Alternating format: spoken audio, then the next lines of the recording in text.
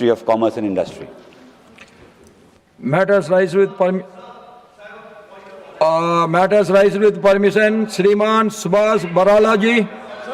No disturbance. सभापति महोदय, आपने मुझे बहुत after this we will rise after this. प्राप्त किया है। Nothing will go on record except सभापति महोदय, भारतीय सभ्यता Shriman में Subhash Barala ji भोजन को speech. कभी केवल वस्तु की उपभोग की वस्तु नहीं माना। इसके लिए अन्न संस्कार था, विज्ञान था, संतुलित था। माँ के हाथ का सादा भोजन, मौसमी अनाज, दालें, लस्सी, दही, मोटे अनाज ही वह आधार रहे हैं जिन्होंने पीढ़ियों तक भारत को स्वस्थ, श्रमशील और आत्मनिर्भर बनाए रखा। आज स्थिति बदल रही है। बच्चे पैकेट वाले मीठे और नमकीन खाद्य पदार्थों के आदी हो रहे हैं, जिससे वे भरपेट तो खा रहे हैं लेकिन पोषित नहीं हो पा रहे हैं। परिणाम स्वरूप मोटापा, डायबिटीज और अन्य बीमारियां तेजी के साथ बढ़ रही हैं। हर 4 में से एक वयस्क प्री डायबिटीज या डायबिटिक और बच्चों में मोटापा तो मान्यवर चिंताजनक स्तर तक पहुंचने की तरफ बढ़ रहा है। अल्ट्रा प्रोसेस्ड फूड में पोषण कम और चीनी, नमक और अस्वस्थ वसा अधिक होती है। इन्हें बच्चों को आकर्षित करने के लिए जानबूझकर इस तरह प्रचारित किया जाता है कि वे लत बन जाएं।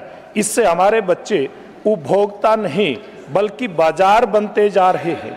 यह केवल स्वास्थ्य का नहीं बल्कि विकसित भारत की नींव का प्रश्न है। अस्वस्थ बच्चे भविष्य में मजबूत कार्यबल नहीं बन पाएंगे और देश पर स्वास्थ्य खर्च का बोझ बढ़ेगा।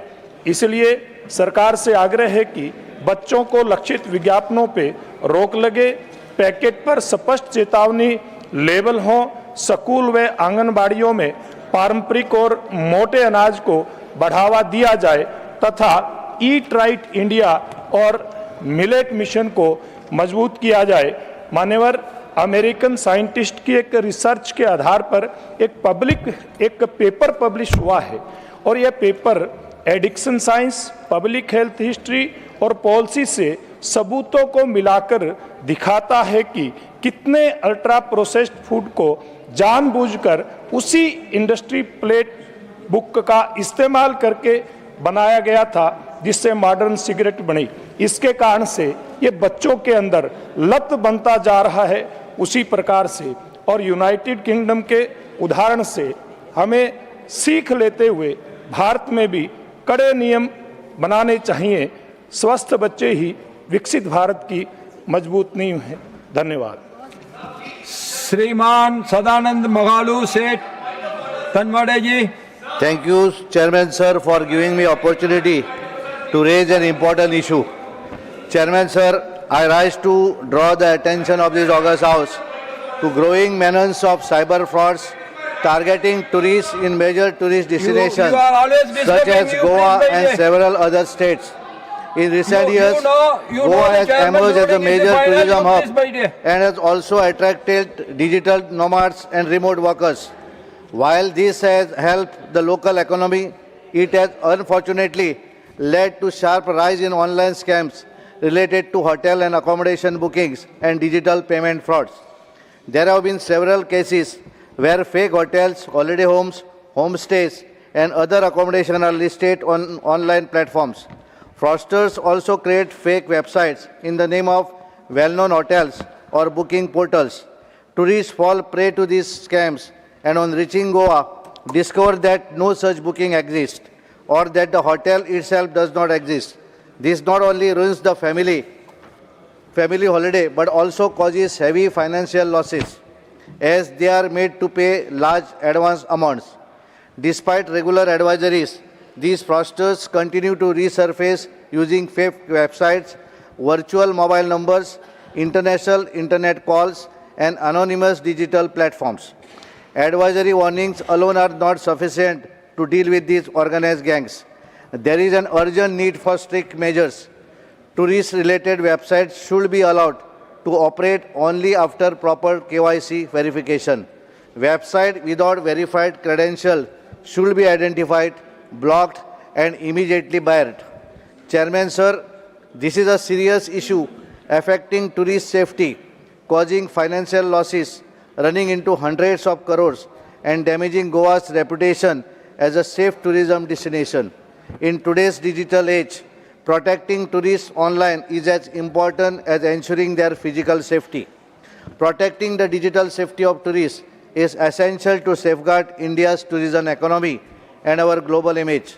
Chairman, sir, I urge the government to take strong action by enforcing strict norms and ensuring real-time monitoring and takedown of fraudulent platform. Thank you, sir.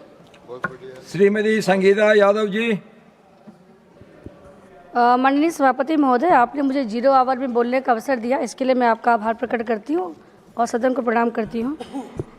माननीय सभापति महोदय, मैं विकसित भारत की ओर हमारी यात्रा के एक अत्यंत महत्वपूर्ण विषय पर सदन का ध्यान आकर्षित कराना चाहती हूँ। सुगम्य फुटपाथ न केवल दिव्यांगजनों का अधिकार है, बल्कि पर्यावरण संरक्षण का सशक्त माध्यम भी है। सुगम्य भारत अभियान के अंतर्गत हमारी सरकार ने ऐतिहासिक कार्य किए हैं, किंतु हमारे शहरों में आज भी लास्ट माइल की कनेक्टिविटी एक गंभीर चुनौती बनी हुई है। Ministry of housing and urban affairs के 2021 के दिशा निर्देशों में 1200 से ले 1800 mm चौड़ाई, 1.12 रैम्प ढलान और टेक्सटाइल पेविंग के स्पष्ट मानक हैं। फिर भी ऑडिट बताते हैं कि 95% शहरी मार्गों पर आज भी बाधाएं बनी हुई हैं, जिससे व्हील चेयर पर उपयोगकर्ता जान जोखिम में डालकर मुख्य सड़क पार करने को मजबूर है। दिव्यांगजनों के कार्यबल से बाहर रहने के कारण देश को सालाना लगभग 17.9 लाख करोड़ का नुकसान भी हो रहा है। 2023 में 35,000 से अधिक पैदल यात्रियों की मृत्यु हुई है। गंभीर चिंता का विषय यह है कि हम एक डेटा ब्लाइंड स्पॉट का सामना भी कर रहे हैं। हमारे दुर्घटना आंकड़े में एनसीआरबी और ministry of road and transport and highway सामान्य पैदल यात्रियों और दिव्यांगजनों के बीच में कोई अंतर भी नहीं कर पा रहे हैं।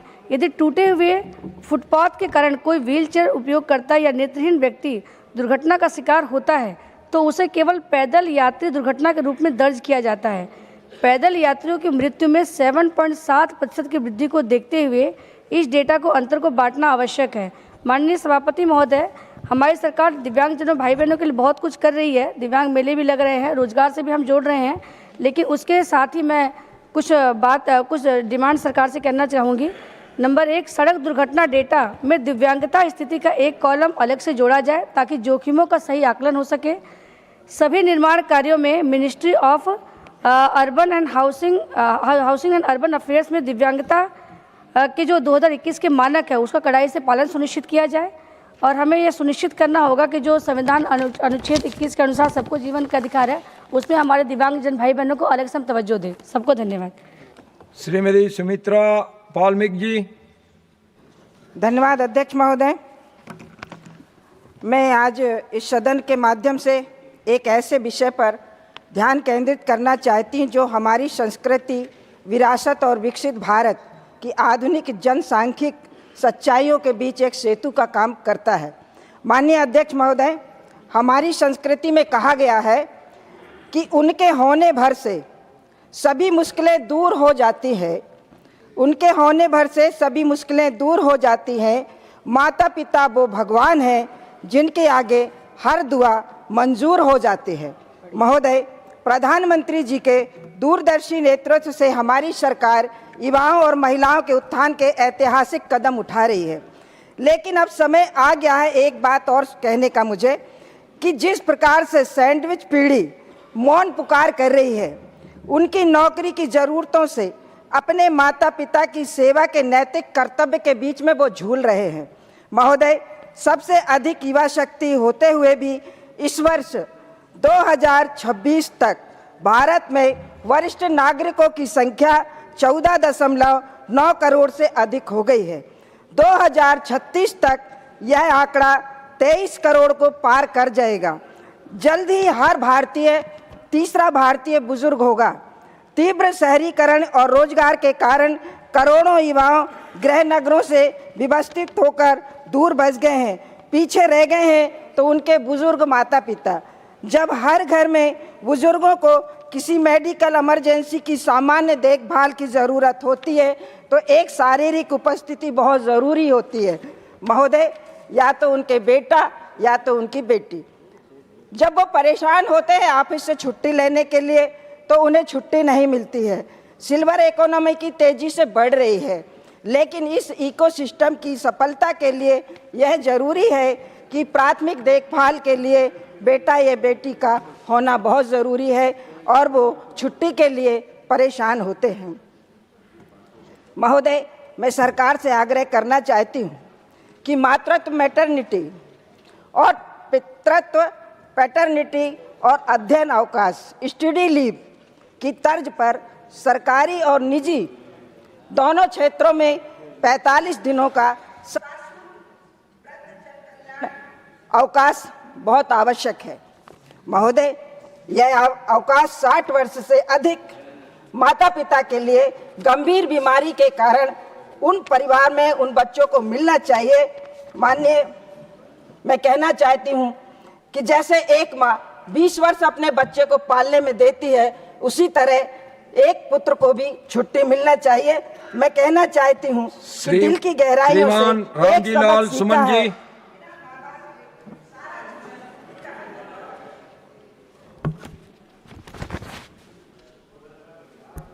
सभापति जी,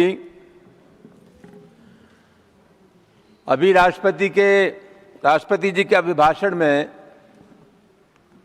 सरकार ने प्रतिबद्धता दोहराई थी कि देश की सांस्कृतिक धरोहरों को सहेजने और संवारने का काम सरकार करेगी। लेकिन लगता यह है कि सरकार हमारे सांस्कृतिक धरोहरों को नष्ट करने का काम कर रही है। सभापति जी, अभी हाल में बनारस में मनकर्ण का घाट है, वहां पर लगे हुई अहिल्याबाई होलकर की मूर्ति और तमाम मंदिर बुलडोजर लगा करके ध्वस्त कर दिए गए। काशी नहीं सभापति महोदय को ठीक करिए। सभापति महोदय, काशी हमारी सांस्कृतिक धरोहर है और सबसे महत्वपूर्ण सवाल यह सभापति महोदय, समाजवादी पार्टी के राष्ट्रीय अध्यक्ष श्री अखिलेश यादव जी ने वहां एक प्रतिनिधिमंडल भेजा था हालात का जायजा लेने के लिए। उत्तर प्रदेश की सरकार ने उत्तर प्रदेश की सरकार सभापति महोदय, उत्तर प्रदेश की सरकार ने उस प्रतिनिधिमंडल को जाने से रोक दिया और सीधा एक अपने गुनाहों पर पर्दा डालने के लिए सरकार ने उस प्रतिनिधिमंडल को वहां नहीं जाने दिया। सभापति महोदय, मैं सबसे पहले अहिल्याबाई होलकर, लोक माता अहिल्याबाई होलकर जी की स्मृति को प्रणाम करता हूं। वो न सिर्फ लोक माता अहिल्याबाई को, जो होलकर जी को अपना वंशज मानते हैं, पाल हैं, बघेल हैं, धनकर इत्यादि लोग, लेकिन पूरे देश और दुनिया में लोक माता अहिल्याबाई होलकर के शासन को लोग याद करते हैं। सबसे बड़ा सवाल यह सभापति महोदय कि लोक माता अहिल्याबाई ने 1767 से लेकर 1795 तक शासन किया और अपनी राजधानी इंदौर से बदल करके महेश्वर कर दी। और उन्होंने कितने मंदिर बनवाए, कितने मंदिरों का जीर्णोद्धार कराया, घाट बनवाए, कुएं बनवाए, तालाब बनवाए, तमाम धर्मशालाओं का निर्माण किया। और सभापति महोदय, अयोध्या, काशी, मथुरा, हरिद्वार, उज्जैन, द्वारका, नासिक और सोमनाथ आदि मंदिरों को उन्होंने पुनः स्थापित किया। सभापति महोदय, मैं उल्लेख करना चाहूंगा, लोक माता अहिल्याबाई होलकर के शासन की एनी बेसेंट द्वारा अपनी किताब चिल्ड्रन ऑफ दी मदरलैंड इतिहासकार गोविंद सखाराम ने 1933 में लिखी अपनी किताब the main currents of Maratha history, 1849 के बंगाल गजेट तथा पंडित जवाहरलाल नेहरू ने जो सभापति महोदय, आपने हमें 0 आवर में अपनी बात रखने का मौका दिया, मैं इसके लिए आपका बहुत बहुत आप बैठिए प्लीज, आप बैठिए। मैं सदन के माध्यम से, माननीय सभापति महोदय, आपने हमें 0 आवर बोलने का अवसर दिया, मैं इसका बहुत बहुत आभार प्रकट करता हूं। मैं सदन के माध्यम से उत्तर प्रदेश के एक अत्यंत गंभीर और जनहित से जुड़े विषय की ओर इस सदन का ध्यान आकर्षित करना चाहता हूँ। विषय ये है कि प्रदेश में सड़कों, खेतों और ग्रामीण क्षेत्रों में बड़ी संख्या में घूम रहे छुट्टा पशुओं की समस्या। माननीय सभापति महोदय, उत्तर प्रदेश एक कृषि प्रधान राज्य है। आज प्रदेश के अनेक जनपदों में छुट्टा गोवंश किसानों की फसलों को भारी नुकसान पहुंचा रहे हैं। केवल कृषि ही नहीं, ये समस्या अब सड़क सुरक्षा से भी जुड़ चुकी है। राष्ट्रीय एवं राज्य राजमार्गों पर छुट्टा पशुओं के कारण आए दिन दुर्घटनाएं हो रही हैं, जिनमें निर्दोष नागरिकों की जान जा रही है। शहरी और ग्रामीण क्षेत्रों में यह एक गंभीर चुनौती बनी हुई है। माननीय सभापति महोदय, हमारे देश के माननीय प्रधानमंत्री श्री नरेंद्र मोदी जी और उत्तर प्रदेश के यशस्वी माननीय मुख्यमंत्री श्री योगी आदित्यनाथ जी के नेतृत्व में गो संरक्षण एवं गो कल्याण की दिशा में अनेक सराहनीय प्रयास किए गए हैं। प्रदेश में गो आश्रय स्थल स्थापित किए गए हैं तथा इनके संचालन हेतु धनराशि भी उपलब्ध कराई जा रही है। इसके बावजूद जमीनी स्तर पर इस समस्या का पूर्ण समाधान अभी एक बहुत बड़ी चुनौती बनी हुआ है। जबकि गौवंशों से होने वाले उत्पादन गोबर से कृषि क्षेत्र में बहुत ही महत्वपूर्ण खाद का काम करती है। जैसे रासायनिक खादों की 50% कमी हो जाती है, जबकि वो गोबर सड़कों पे तितर बितर होकर के इधर उधर चला जाता है। मैं कृषि की उपज बढ़ाने के लिए इस गोबर की खाद को अत्यंत महत्वपूर्ण मानता हूं। इसलिए मैं आपसे एक निवेदन करना चाहता हूं कि जो गौपालकों को वेतन मिलता है अधिकारियों के द्वारा, उनको समय पर नहीं दिया जाता, इसलिए गौपालक गौ आश्रय छोड़कर चले जाते हैं। कोई सरकार से मैं इस विषय को गंभीरता लेते हुए मांग करूंगा कि वहां पर गौ पालकों के लिए अस्थायी रूप से नियुक्ति करने का कोई व्यवस्था करेंगे। ये केवल एक राज्य का ही नहीं, बल्कि पूरे प्रदेश के ग्रामीण समाज और कृषि व्यवस्था से जुड़ा विषय है। मुझे आशा है कि इस विषय को गंभीरता लेते हुए सरकार आवश्यक कदम उठाएगी। जय हिंद, धन्यवाद। श्रीमान इराना कडाडी जी।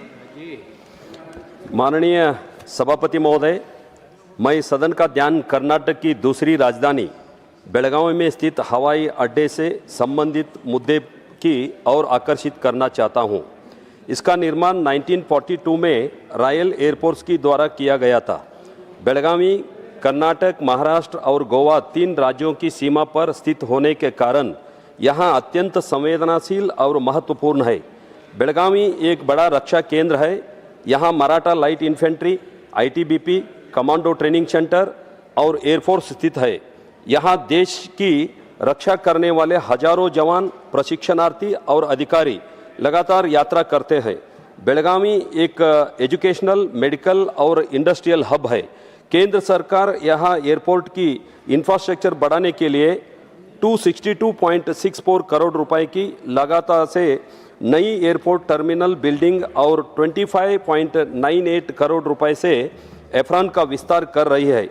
उड़ान 3 योजना के तहत बेलगावी को 5 एयरलाइंस के माध्यम से 13 शहरों से जोड़ने का काम चल रहा था, लेकिन आज स्थिति यह है कि केवल 2 एयरलाइंस बची हुई और कनेक्टिविटी सिर्फ 5 शहरों तक सीमित रह गई है। बेलगावी हवाई अड्डा से वर्ष 2024-25 में 3,40,300 यात्रियों ने सफ़र किया, जो पिछले वर्ष की तुलना में लगभग 9% की बढ़ोतरी है। इतनी भारी मांग के बावजूद एयरलाइंस ने उड़ान बंद कर रही है। एयरलाइंस केवल तब तक सेवा देती है जब तक उन्हें सरकार से वायबिलिटी गैप फंडिंग या सब्सिडी मिलती है। जैसे ही सब्सिडी की अवधि खत्म होती है, वे उड़ान बंद कर देती है। उड़ान योजना की सब्सिडी समाप्त होने के बाद भी इन रूट पर यात्रियों की संख्या कम नहीं थी। मुंबई, दिल्ली, बेंगलुरु और हैदराबाद रूट पर लोड फैक्टर 85% से 95% तक था, जब फ्लाइट्स 90% से अधिक क्षमता के साथ चल रही थी और बिना सब्सिडी के भी मुनाफा दे रही थी। तो एयरलाइंस द्वारा सर्विस बंद करना गलत है। इसलिए मेरी सरकार से मांग है कि नागरिक उड्डयन मंत्रालय उन एयरलाइंस पर सख्त कार्रवाई करे जो हाई लोड फैक्टर होने के बावजूद केवल सब्सिडी खत्म होने पर रूट्स बंद कर देती है।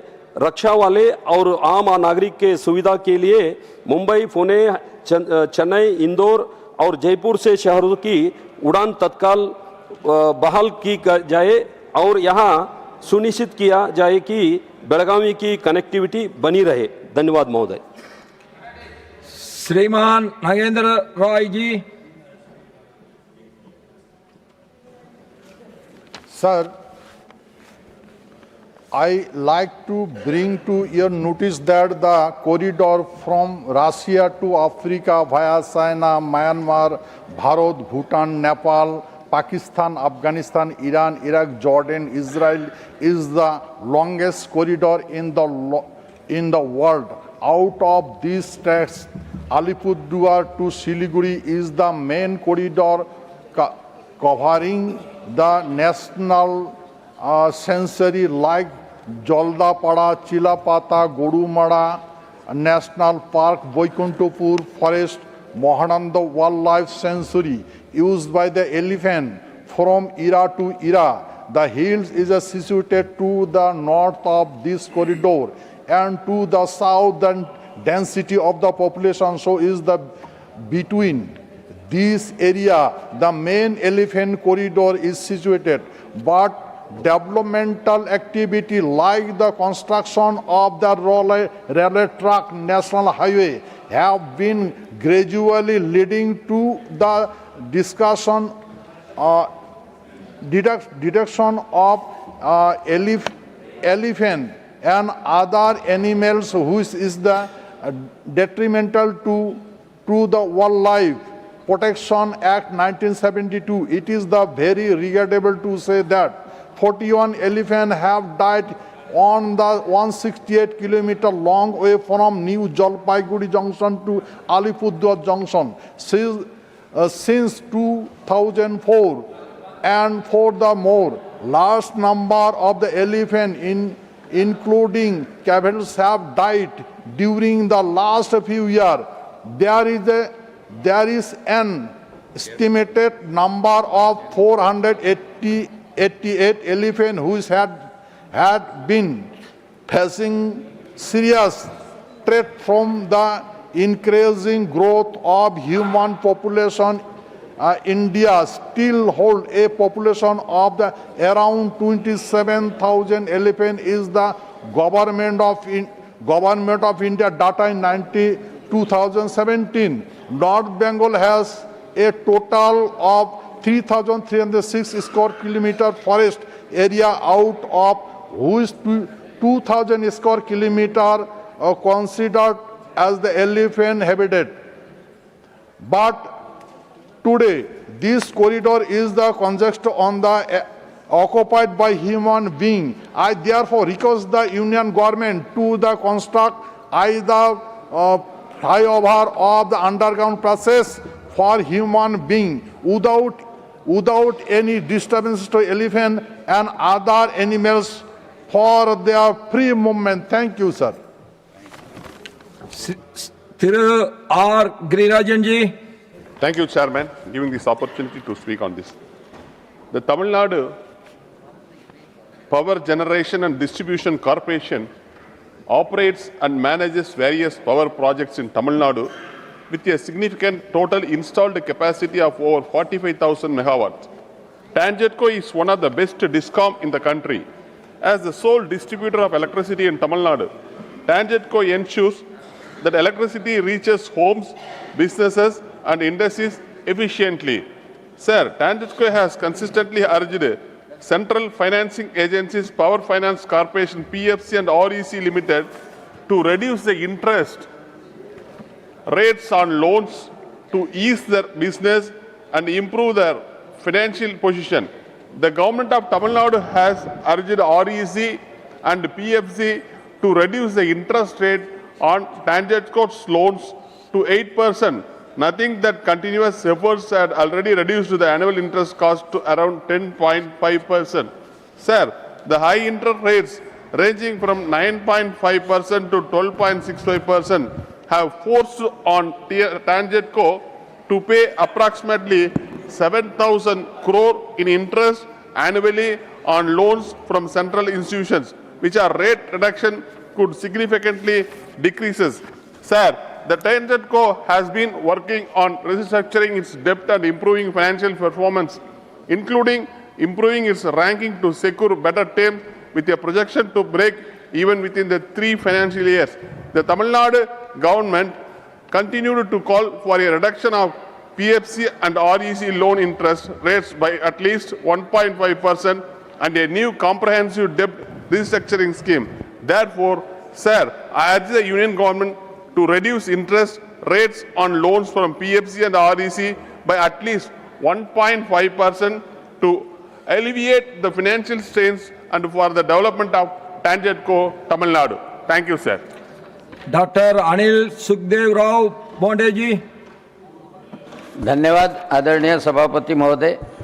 मैं आपके माध्यम से प्रधानमंत्री नरेंद्र जी मोदी तथा स्वास्थ्य मंत्री जेपी नड्डा जी, इन्होंने जो मानवीय और स्वास्थ्य हेतु कदम उठाए हैं उसके लिए उनका अभिनंदन करता हूं, आभार व्यक्त करता हूं। 2021 के पहले रेयर डिसीज़ के बारे में कोई पॉलिसी नहीं थी। 2021 में national policy for the rare diseases यह प्रधानमंत्री जी द्वारा स्थापन की गई और उसके माध्यम से पूरे भारत भर में सेंटर ऑफ एक्सलेंस यह निर्माण हो गए और इस रेयर डिसीजेस में लाइजोसोमल स्टोरेज डिसऑर्डर यानी गौचर, पॉम्पे, फेब्री, एमपीएस ऐसे डिसऑर्डर के लिए 50 लाख रुपए प्रति रुग्ण प्रति बालक ऐसे दिए जाते हैं और उसमें एंजाइम रिप्लेसमेंट थेरेपी ये इस बच्चों की जाती है। Life long life saving therapy है ये एंजाइम रिप्लेसमेंट थेरेपी। उसके वजह से बच्चे की ग्रोथ अच्छी होती है, उसका मेंटल रिटार्डेशन रुकता है। लेकिन इस पॉलिसी में कुछ सुधार करने के लिए मैं ये धरोहर में रख रहा हूँ कि 50 लाख खत्म होने के बाद में ये सेंटर ऑफ एक्सलेंस भी गवर्नमेंट के है, गवर्नमेंट की ट्रीटमेंट रहती है, लेकिन 50 लाख खत्म होने के बाद में उनकी डिसकंटिन्यूएशन ऑफ ट्रीटमेंट हो गई तो बच्चों को रिलैप्स आता है और उनकी जान जाने की संभावना रहती है। जितने पैसे अलॉट किए गए थे उसमें से बचे हुए हैं, तो इसलिए मेरी विनंती है सरकार से कि ये बच्चों को life long enzyme replacement therapy मिले, इसलिए 50 लाख का कैप जो है वो निकालने की मैं विनंती करता हूँ। उसके अलावा एक पोर्टल भी बनाया है जिसमें CSR फंडिंग या कोर फंडिंग भी है। वो कोर फंडिंग को चालना देके ये बच्चों को जो हजारों में बच्चे हैं उनका रजिस्ट्रेशन उस पोर्टल पे होना चाहिए और long term uninterrupted enzyme replacement therapy ये बच्चों को मिलना चाहिए। और जो फंड सेंटर ऑफ एक्सलेंस को दिया गया है वो सेंटर ऑफ एक्सलेंस को गाइडलाइन और SOP देके टाइमली एंड कंटिन्यूअस यूटिलाइजेशन इस फंड का हो, यानी जो दूर दराज के बच्चे आते हैं वो दूर दराज के बच्चे वो सेंटर ऑफ एक्सलेंस में उनको रहना पड़ता है, उनको एंजाइम रिप्लेसमेंट थेरेपी मिले और किसी की जान न जाए, उसके लिए मैं आज का 0 ओवर रखा हूँ। धन्यवाद अध्यक्ष महोदय। श्रीमान महाराजा सनबोजा लेसाम्बो। Thank you, sir. Sir, my 0 hour is demand for establishment of assembly units of electronics or electrical garments PSU in Manipur. Sir, Manipur is a small landlocked state with an estimated population of about 30 lakh plus only. As of now, the state has no big industrial corporate house. Only small and very few medium enterprises are functioning in the state.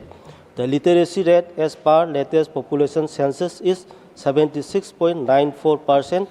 State's annual unemployment rate is 4.7% as of 2022-2023, while the national average is 3.2%. As such, unemployment in the productive age group and educated unemployed category is rampant in the state, but the state has abundance of skillful young generation having degrees or diplomas in electronics, electrical and computer and other engineering branches. To meet the job demand of this young educated generation, I urge upon the Union government to sanction assembly units of public sector undertaking PSU in electronics or electrical ready-made garment in the state if found worthwhile. Small electronics or electrical or computer parts could be manufactured to provide employment opportunities and boost the state economy as well as save the youth from drug menace and involved in national building. Thank you, sir. Shrimati Jaya Amitabh Bachchan ji. Jaya Amitabh Bachchan. Thank you, sir. Sir, I wish to draw the urgent attention of this House to the crisis of acute shortage of qualified special needs educators in India. For millions of children with disabilities, it is a daily struggle for inclusive education. Today, recently, 50% of children with learning disabilities drop out before completing class 10. There is roughly one registered special educator for every 18 to 20 students with special needs enrolled in schools nationwide. As per the WHO guidelines, the requirement is 5 to 6 trained teachers for every 20 students. India's education system faces a critical challenge. Schools lack trained teachers to spot especially dyslexia early, a common learning disability affecting reading and writing in 10 to 15% of its 250 million school children, leading to undetected cases and wasted potential. Untreated dyslexia doesn't reflect low intelligence. Many dyslexic individuals excel in creative fields, entrepreneurship, and innovation. But without early intervention and guidance, these students face frustration, low self-esteem, and higher dropout rates. My request to the government, please prioritize WHO-aligned teacher training and infrastructure to deliver early screening, tailored support, which would unlock human potential, boosting literacy rates and economic productivity. Thank you. श्रीमान सुभाष चंद्र बोस पिल्लाई बिल्ली। Honorable Chairman, sir, thank you, sir. ONGC is carrying out oil and glass exploration activities in Dr. B.R. Ambedkar Konaseema district of Andhra Pradesh. During these operations, a blowout incident was reported at Isumanda village, one of the ONGC wells, resulting in an uncontrolled release of gas and oil and causing concern among nearby residents. ONGC activated its crisis management team and senior technical experts to manage and contain the incident. Similar blowouts or major industrial incidents have occurred previously in Konaseema district. One Pasalupudi blowout in 1995, a major ONGC blowout, fire raged for 65 days, widely considered the largest in the history. Second, Davarpalli blowout in 1997, another significant ONGC well, blowout in the Kottapeta Mandal, flames climbed up to 100 meters. Third, Thandavapalli blowout in 2005, similar blowout contained within 4 hours. Fourth, Nagaram pipeline blaze in 2014, a GAIL gas pipeline explosion in Mamidikudur Mandal killed 23 persons and injured 16 persons. Uppudi blowout in 2020, blowout near Uppudi village capped after 2 days. Other blowouts, mud incidents in 1992 and others including Komarada mud blowout. And 7, hydrogen sulfide leak at Kesanapalli 2025. A gas leak incident affecting workers, a child due to equipment and maintenance issues. In Konaseema and its vicinity, there have been at least 5 to 7 notable blowouts for major pipeline gas leak incidents over the last 30 years before 2026 event. The people of Konaseema facing many problems due to these blowouts. The nearby lands at the gas wells will sink and also sea will go behind. the GAIL or ONGC or oil companies are not providing job opportunities to the local educated youth. The cooking gas schemes also not being provided to the residents of Konaseema. I urge the Petroleum Ministry, necessary action may be taken for immediate financial assistance to the enhanced financial assistance to the affected farmers due to Irismanda incidents, and also keep in mind that these efforts aim to control the blowouts, protect residents, and restore normalcy while assessing and mitigating impacts on local communities and agriculture. Thank you, sir. श्रीमान Sujit Kumar ji. Sir, I rise to highlight the need for corporate support for research in our country.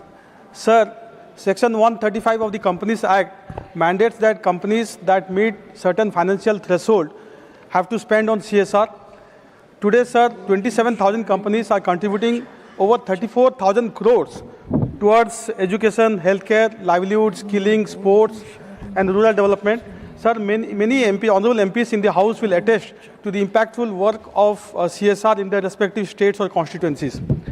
Sir, the CSR framework has proven that when we align corporate success with national priorities through clear legislation, then India benefits tremendously. Sir, our Honorable Prime Minister has been inspiring us to work towards and to realize our vision of becoming a developed nation by 2047. But, sir, for this to happen, robust investment in research and innovation is not desirable, it is essential. Sir, innovation and research are the foundation of any nation's progress, particularly a nation like ours, which is developing rapidly. And sir, the Parliament passed the Anusandhan National Research Foundation Act in 2023, for which I compliment the government. And year after year, in the annual budget, the Honorable Finance Minister has been earmarking funds for research, which deserves commendation, sir. But despite all this, sir, India today spends only 0.7% of our annual GDP on research, which is really pathetic compared to other countries. Sir, China spends about 2.56, US 3.5, Israel 5.2% of its GDP is spent on research. And also, sir, private sector research in Western countries, developed countries, is over 70 to 80% of the annual research spent in that nation. But in India, it's less than half of that. Only 36% of the total R&D expenditure in India is from the private sector. So, sir, A, R&D spend in India is low, and B, even on this low R&D spend, the private sector spend is even lower. So, sir, I propose that the government introduce Section 135A called Corporate Research Responsibility in the Companies Act, and to replicate our successful CSR model. And, sir, the framework can be straightforward. Companies meeting the existing CSR threshold, that is net worth over 500 crore, turnover over 1,000 crore, and net profit over 5 crore, would contribute 1% of their average net profit towards designated research activities. Sir, जय जवान, जय किसान, जय विज्ञान, जय अनुसंधान भारत के विकास का आधुनिक मूल मंत्र है, जो सैनिकों, अन्नदाताओं को, वैज्ञानिकों और शोधकर्ताओं के योगदान को सम्मान देता है. Sir, Lal Bahadur Shastri ji gave us the slogan Jai Jawan, Jai Kisan. Narendra Modi ji in 2019 added Jai Anusandhan in this slogan, sir. And ये नारा आत्मनिर्भर भारत और 21वीं सदी के ज्ञान आधारित विकास को दर्शाता है. Sir, hence I request the government to, sir, consider introducing Section 135. Dorji Sharing Lepcha. Honorable Chairman, sir, subject concern over Pradhan Mantri Gram Sadak Yojana PMGSY guidelines in hilly regions. The PMGSY has played a vital role in expanding all-weather road connectivity across rural Sikkim, improving access to health care, education, markets, and livelihood opportunities. However, several remote villages in the state continue to remain unconnected due to the rigid application of existing criteria, particularly population norms, Sikkim's unique conditions, its fully mountainous terrain, scarce settlement, prolonged monsoon seasons, and high susceptibility to landslides make connectivity not essential for development, also crucial for national security, that nearly 90% of the state boundary with China, Bhutan, and Nepal. The current population threshold of 250% for PMGSY eligibility excludes sparsely populated, genuinely isolated habitation, A reduction of threshold to 150% is requested to ensure equitable for all rural communities. The PMJSY roads have completed 7 years, face rapid deterioration due to heavy rainfall and need timely upgradation, strengthening and resurfacing to maintain connectivity. In region with high rainfall, many rural areas, the existing PMJSY carpeting norms of a 20 mm thin layer has now early deterioration. This thin layer is insufficient to intense monsoon condition, leading to rapid wear and reduced lifespan. Upgrading carpeting to thicker, higher specification layer will significantly enhance longer lasting roads. Such improvement will contribute to the long-term sustainability and reliability of roads, reducing maintenance need and improving connectivity in vulnerable regions. The fragile Himalayan terrain necessitates protection measures in all PMJSY work, including retaining and breast walls, during system and reverse slope stabilization structure capable of withstanding high intensified rainfall. In view of above, I request central government to kindly look into these grievances. Thank you. श्रीमान अजीत कुमार बुयान जी। Thank you, Chairman sir. I would like to speak in my own language, Ohomia. 1942 চনৰ ভাৰত ত্যাগ আন্দোলনৰ সময়ত British American সৈন্য কঢ়িয়াই নিয়া rail বগৰোৱাৰ বিস্ময়কৰ সঁচা ইতিহাস। 1942 চনৰ স্বাধীনতা সংগ্ৰামৰ চূড়ান্ত স্তৰ হ'ল ভাৰত ত্যাগ আন্দোলন। সমগ্ৰ ভাৰতবৰ্ষ জুৰি স্বাধীনতা আন্দোলনৰ নেতাসকলক কাৰাৰুদ্ধ কৰাৰ পিছত এই স্বাধীনতা আন্দোলন তাৎক্ষণিকভাৱে ৰূপান্তৰিত হ'ল ব্যাপক গণসংগ্ৰামলৈ, য'ত প্ৰায় প্ৰতিজন ভাৰতীয়ই অংশগ্ৰহণ কৰিছিল। এই গণসংগ্ৰামৰ দাবী আছিল যাতে ব্ৰিটিছ সাম্ৰাজ্যবাদীহঁতে ভাৰত ত্যাগ কৰে আৰু একে সময়তে দ্বিতীয় বিশ্বযুদ্ধৰ সময়ত ফেচিবাদৰ বিৰোধিতা কৰিও যুদ্ধত সৈন্যবাহিনীৰ সহযোগিতাৰ বিৰোধ কৰে। ভাৰতৰ বিভিন্ন ঠাইৰ দৰে অসমৰ আন্দোলনকাৰীসকলেও বিভিন্ন ঠাইত দলং আৰু চৰকাৰী কাৰ্যালয় আদিত অগ্নিসংযোগ কৰা, সৈন্যবাহিনীলৈ ৰচদ পাতি বন্ধ কৰি দিয়া আদি কামবোৰ কৰিছিল। পৰিণামস্বৰূপে সাধাৰণ মানুহৰ ওপৰত সৈন্যবাহিনীৰ লগতে পুলিচৰ অমানুষিক অত্যাচাৰ দিনে দিনে বাঢ়ি আছিল। সাধাৰণ মানুহৰ ওপৰত সৈন্যবাহিনীৰ এনে জনবিৰোধী নিৰ্মম অত্যাচাৰৰ বিৰোধিতা কৰিবলৈ কংগ্ৰেছৰ স্বাধীনতাকাংক্ষী অগ্ৰণী ভলণ্টিয়াৰসকলে সৈনিক কঢ়িওৱা ৰেল বগৰোৱাৰ সিদ্ধান্ত পৰ্যন্ত লৈছিল।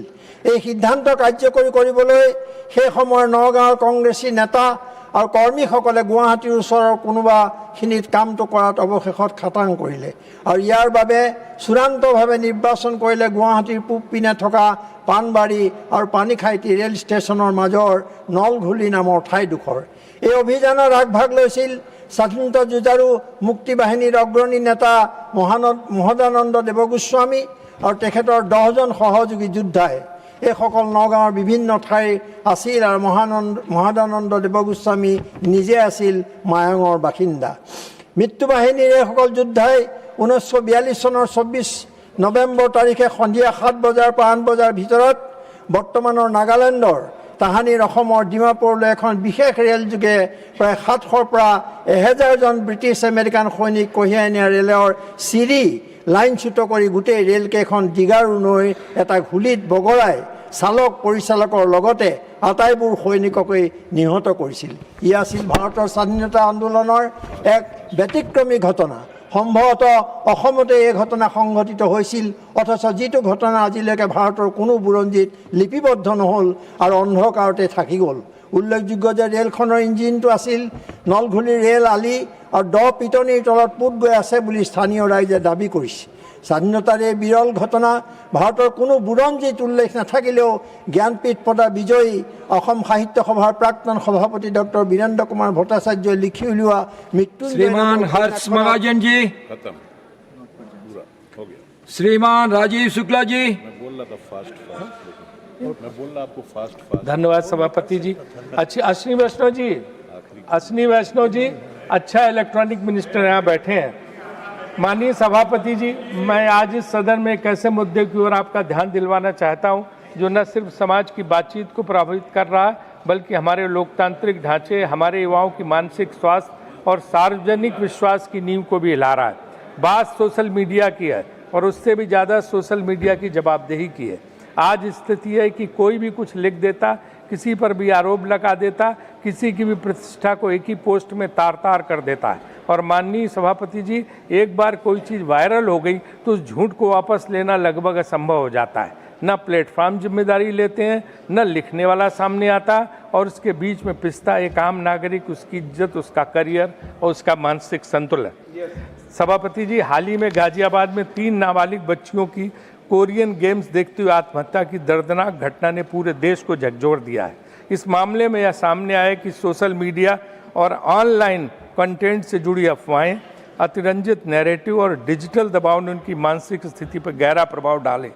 सवाल यह नहीं कि दोष किसका था, बल्कि सवाल यह है कि जब एक नाबालिग लगातार डिजिटल भ्रम, अवास्तविक अपेक्षाओं और ऑनलाइन दबाव के बीच टूट रहा होता है, तब उसे बचाने की जिम्मेदारी किसकी है?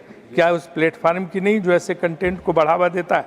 सोचिए कैसी विडंबना है कि हम एक ऐसे युग में रह रहे हैं जहां हथियारों पर तो कानून है, जहर पर कानून है, सड़क पर गाड़ी चलाने पर कानून है, लेकिन सोशल मीडिया पर झूठ फैलाने की कोई ठोस जवाबदेही तय ही नहीं की गई है। कंपनियों के एल्गोरिदम यह तय करते हैं कि हमें क्या देखना है, लेकिन यह बताने की जिम्मेदारी उनसे कोई नहीं मांगता कि किस आधार पर किसी झूठ को लाखों लोगों तक पहुंचाया गया। कौन सी व्यवस्था है जहां प्रभाव है, पहुंच है, लेकिन जवाबदेही नहीं है। आज यह सदन इस प्रश्न पर विचार करे कि क्या सोशल मीडिया पर आचरण के स्पष्ट नियम होने चाहिए या नहीं। क्या यह स्वीकार्य है कि करोड़ों भारतीयों तक पहुंचने वाले प्लेटफॉर्म कम्युनिटी गाइडलाइंस के नाम पर सब कुछ अपने हिसाब से चलाएं और देश की संसद तमाशा देखती रहे? क्या यह उचित है किसी व्यक्ति की छवि नष्ट की जाए, किसी महिला को लगातार ऑनलाइन उत्पीड़न सहना पड़े, किसी किशोर की मानसिक सेहत बिगाड़ी जाए और फिर भी जिम्मेदारी कोई ना हो? मैं विनम्र आग्रह करता हूं, मंत्री जी यहाँ बैठे भी हुए हैं, कि सरकार इस विषय पर स्पष्ट ध्यान नहीं दे रहे। मंत्री जी सुनिए, बस अश्विनी जी, मैं विनम्र आग्रह करता हूं सरकार से विषय पर कि स्पष्ट नीति लेकर आए, ऐसी नीति जिसमें अभिव्यक्ति की स्वतंत्रता भी सुरक्षित रहे और गलत सूचना फैलाने वालों की जवाबदेही भी तय हो। ऐसी नीति जिसमें कंपनियों की पारदर्शिता, कंटेंट मॉडरेशन की समीक्षा, ग्रीवांस रिड्रेसल की मजबूती और भारतीय उपयोगकर्ताओं की डिजिटल सुरक्षा पर ठोस कदम उठाए जाएं। सभापति जी, सोशल मीडिया केवल मनोरंजन का मंच नहीं है, यह जनमत निर्माण का सबसे प्रभावशाली माध्यम बन चुका है। इसलिए Sudha Murty ji, thank you sir, giving me a point to talk on foot reflexology. Sir, foot is one of the part of the body which we always neglect, but it really gives lot of benefits which we do not even consider. For example, by finding out the sensitive point, stimulus point in the feet, you can reduce the pain, you can relax, and stress also can be reduced. This practice is very common in Southeast Asia, starting from Thailand, Indonesia, Laos, Vietnam, and many more countries. It is similar to our massage, how Indian traditional massage is so well known, and many people come from abroad to take Indian massages. People do come to all the Southeast Asia for this treatment. It is non-invasive, pain reduction, and very useful for people if they are in an old age. Government of India, particularly Ayush Department, is well known for adapting herbal, natural, time-tested, traditional treatments. Foot reflexology is also one of the traditional treatment which is practiced in the Southeast Asia. So I would like to request that Government of India, Ministry of Ayush should consider this point and train our people, and with all the detail about the safety and the knowledge, everything, and introduce this concept of foot reflexology in our Ayush hospitals. Sir, with the diabetic, people have become extremely sensitive nowadays because it's one of the major problems in India. So every hospital should have a separate section for this foot treatment, foot reflexology, massaging, and understanding how you can reduce non-invasive treatment and pain. And we can also have other treatments along with the foot problems in diabetic cases because it affects. So people will come to know early diabetic intervention, and you can also find out what causes, and we can also take the treatment. So I consider this is one of the neglected part, but we should introduce the new concept of treating our feet and give the proper treatment. Thank you very much, sir, for giving me time. धन्यवाद. जय doctor Hind. Mehta विश्राम कुलकर्णी जी. माननीय सभापति महोदय, मेरा आज का शून्यकाल पुणे और दिल्ली के बीच प्रीमियम ट्रेन सेवा प्रारंभ करने के बारे में है. माननीय महोदय, पुणे एक अत्यंत महत्वपूर्ण शहर है और उससे जुड़ी समस्या, ट्रेन की समस्या की ओर मैं आपका ध्यान आकर्षित करना चाहती हूँ. महाराष्ट्र एक विद्यानगरी है. महाराष्ट्र केवल पुणे एक विद्यानगरी है. वो केवल महाराष्ट्र के लिए नहीं बल्कि पूरे देश के लिए एक शिक्षा की नगरी है. उसे ऑक्सफोर्ड ऑफ द ईस्ट कहा जाता है. पुणे एक आईटी हब है. पुणे एक औद्योगिक और स्टार्टअप सिटी है. पुणे में बहुत ही प्रतिष्ठित ऐसी शिक्षण संस्थाएं हैं, अनुसंधान केंद्र है, बहुत सारे आईटी कंपनीज है, ऑटोमोबाइल और डिफेंस के उद्योग है. पुणे अब डिफेंस कॉरिडोर भी बनने जा रहा है. तो इससे जुड़े बहुत सारे उद्योग पुणे में हैं. इसकी वजह से पुणे में बहुत सारे छात्र, प्रोफेशनल्स, उद्यमी, कारोबारी और सरकारी अधिकारी कार्यरत है और हजारों लोग पुणे से दिल्ली आते जाते रहते हैं. इसके बावजूद माननीय महोदय, देश की राजधानी दिल्ली से पुणे जैसे महत्वपूर्ण सिटी के बीच आज तक कोई भी सीधी, तेज और प्रीमियम श्रेणी की रेल सेवा उपलब्ध नहीं है. ये अत्यंत दुर्भाग्यपूर्ण है माननीय महोदय. वर्तमान में पुणे और दिल्ली के बीच चलने वाली जो ट्रेन है वो 20 से 30 घंटे लेती है. एडिशनली बहुत ही अनिश्चितता है, भीड़ है, बहुत ही सीमित सुविधाएं हैं.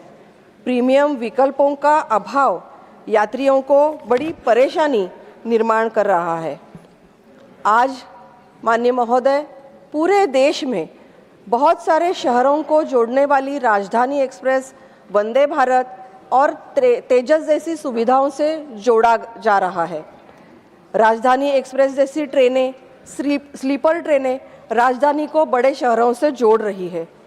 मैं आग्रह करती हूँ माननीय महोदय कि पुणे और भारत की राजधानी दिल्ली के बीच राजधानी एक्सप्रेस को जोड़ा जाए, नहीं तो वंदे भारत स्लीपर ट्रेन शुरू की जाए, तेजस एक्सप्रेस जैसी ट्रेन भी की जा सकती है.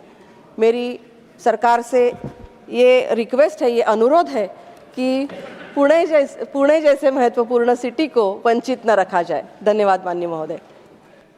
श्रीमान हर्ष Mahajan ji. Thank you, Honorable Chairman, sir. I would like to draw the attention of this House to the Pangi Valley region in Chamba district of Himachal Pradesh and the need to develop Chamba-Kilad Leh route as both a lifeline for the tribal citizens of this region as well as a critical defense route for the nation. Sir, Pangi Valley is a tribal-dominated area in the aspirational district of Chamba. It is home to more than 25,000 tribal citizens who remain cut off from the rest of the country for nearly 8 months every year. Due to the pure and seasonal road connectivity, access to healthcare, education, and essential services becomes severely restricted. Moreover, this region is one of the most beautiful in the country, and when connected will unlock a huge opportunity for tourism in the region and enhancing the social and economic potential of this region. The development of Chamba-Kilad road into an all-weather road, also with a proposed Cheni Pass tunnel of 8.5 kilometers will end this isolation. Sir, this corridor also carries exceptional strategic importance. At present, NH 154A connects Pathankot to Chamba, and a seasonal road exists up to Kalar. A missile link of 52 kilometers toward Leh needs to be developed. Once completed, this route will become the shortest approach to Leh, reducing the Pathankot-Leh distance from 800 kilometers to nearly 450 kilometers, and Pathankot-Kargil from 1,000 kilometers to 550 kilometers. This corridor originates from Pathankot Cantonment, a major defense base, and passes through strategically sensitive terrain close to both the LAC and the LOC. It will provide a vital alternative to Manali-Leh axis, reduce single route dependency, and strengthen defense logistics, emergency mobilization, and medical evacuation. Sir, this project perfectly aligns tribal welfare, regional development, and national security. I urge the government to kindly declare the Chamba-Kilad-Leh corridor as a strategic defense route and entrust its development to the Border Roads Organization so that our border preparedness and our most remote citizens are strengthened together. Thank you, sir. Doctor Bhim Singh ji. महोदय, बिहार में स्थापित ethanol उत्पादन इकाइयों से जुड़े एक महत्वपूर्ण विषय की ओर सरकार का ध्यान आकृष्ट करना चाहता हूं। माननीय प्रधानमंत्री श्री नरेंद्र मोदी जी के नेतृत्व में देश में एथेनॉल मिश्रण कार्यक्रम के माध्यम से ऊर्जा सुरक्षा, पर्यावरण संरक्षण और किसानों को आय बढ़ाने की दिशा में ऐतिहासिक प्रगति की है। यह कार्यक्रम आत्मनिर्भर भारत और हरित अर्थव्यवस्था को मजबूत आधार बना है। इसी सकारात्मक पृष्ठभूमि में यह विषय चिंता का कारण है कि तेल विपणन कंपनियों द्वारा बिहार राज्य की एथेनॉल इकाइयों से सप्लाई ऑर्डर 50% कम कर दिए गए हैं। इसके कारण राज्य के एथेनॉल प्लांटों को उत्पादन आधा करना पड़ा है, जिसके कारण ये प्लांट संचालित करना अलाभकर हो गए हैं और ये बंदी के कगार पर पहुंच चुके हैं। संचालकों द्वारा कर्मियों की छटनी की जा रही है, जिससे बेरोजगारी बढ़ सकती है। बिहार में मक्का आधारित एथेनॉल उत्पादन की अपार संभावनाएं हैं और यह किसानों को सुनिश्चित बाजार उपलब्ध कराने का सख्त। क्वेश्चन नंबर 76 श्रीमान